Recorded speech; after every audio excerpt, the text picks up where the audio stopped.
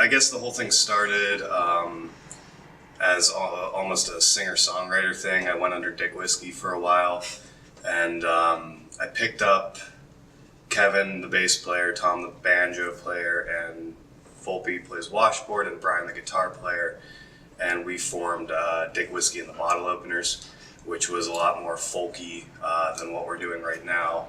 And that was probably 4 years ago that we started this.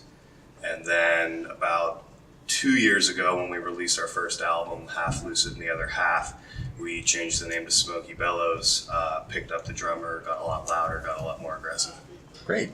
So yeah, you mentioned folky and everything too. How would you sort of describe your sound and the music that you're making? Is there any genre that you would say it falls in particular, or? That's a tricky one. That's a tricky one.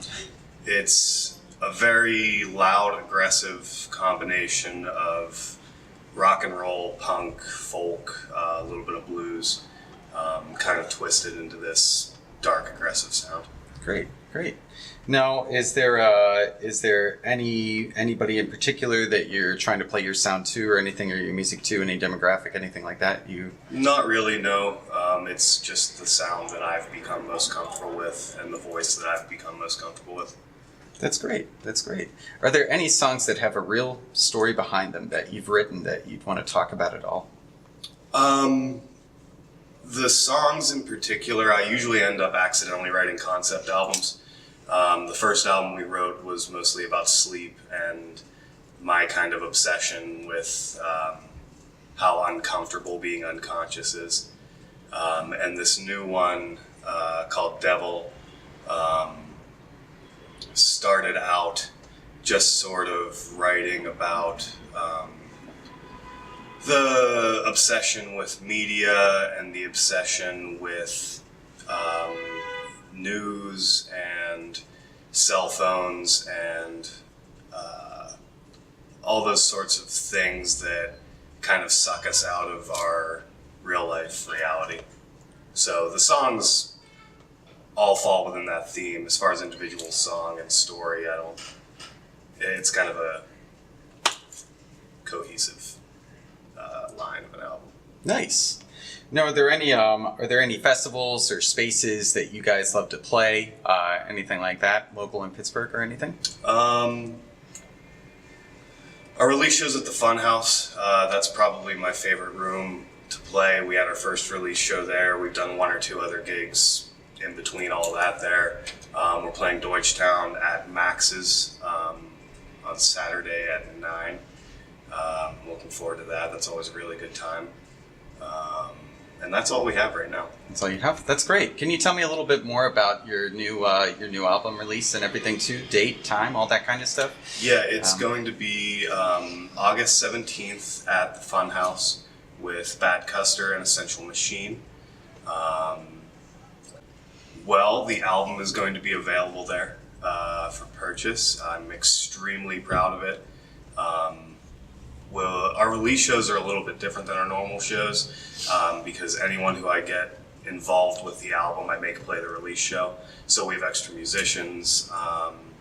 You'll get to hear more than just our average show and some fun things. Fun things? Yeah. That's great. Are there any artists or musicians that really have inspired you along the way in particular? That's just sort of an ongoing thing. I grew up on punk, and lately I've been listening to mostly blues, old rock bands, stuff like that. A lot of Howlin' Wolf, a lot of Johnny Thunders, stuff like that. As far as pulling inspiration from stuff, I'm sure that's more of a subconscious thing than anything, so I can't really name an individual influence, but that's what I've been listening to. That's awesome. So, where can people get your music, or is there any fun merch that you guys sell as a band, like the beef jerky and everything too, that you'd want to talk about? Yeah. We do have a beef jerky named after us at Black Market Beef Jerky in Allentown, or Black Market Deli in Allentown. It's the Smokey Bellows beef jerky, and it's the best one on their line. You can find us on Spotify, iTunes, Facebook, Instagram, Twitter, though we don't really use use that.